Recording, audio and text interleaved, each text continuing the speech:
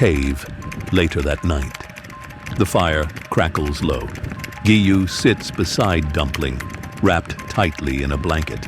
His voice is soft, almost too calm. You know, sometimes I wonder if this baby even belongs to Sanemi. What are you trying to say, Giyu? Maybe it's not his. Maybe it's yours. A silence hangs in the cave like thick fog.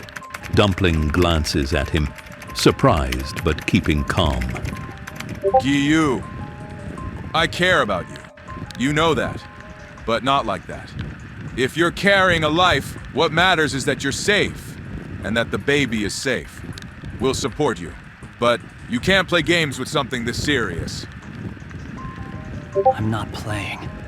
I'm scared and tired of being alone. You're not alone.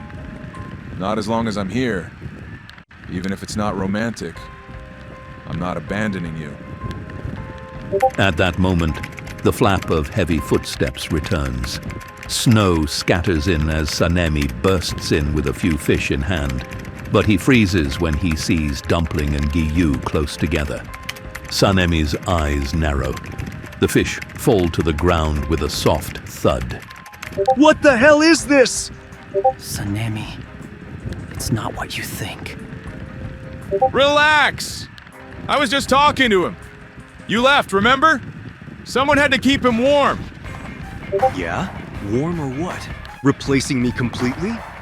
You left me, again. And now you're mad because someone actually stayed. Enough! All of this yelling won't solve anything. Giyu needs rest. You both do. A tense silence follows. All three breathing heavily, snow melting off Sanemi's cloak onto the cold stone floor.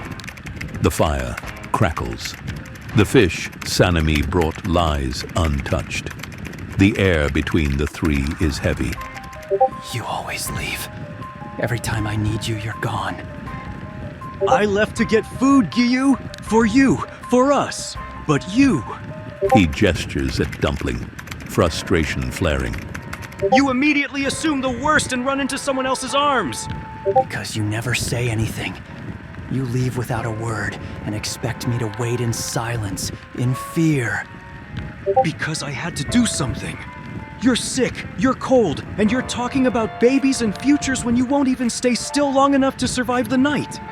I'm scared, Sanemi. I don't know what's happening to me.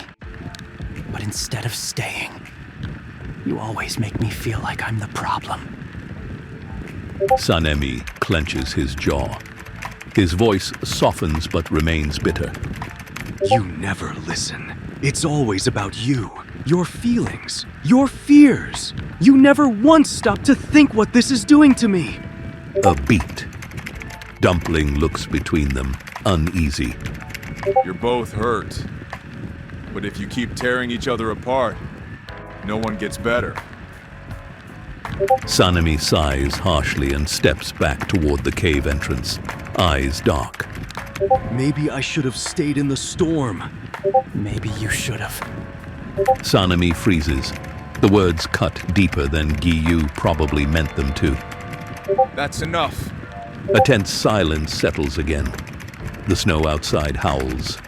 Sanemi finally sits down, defeated, exhausted. Giyu turns away, burying his face in the cloak.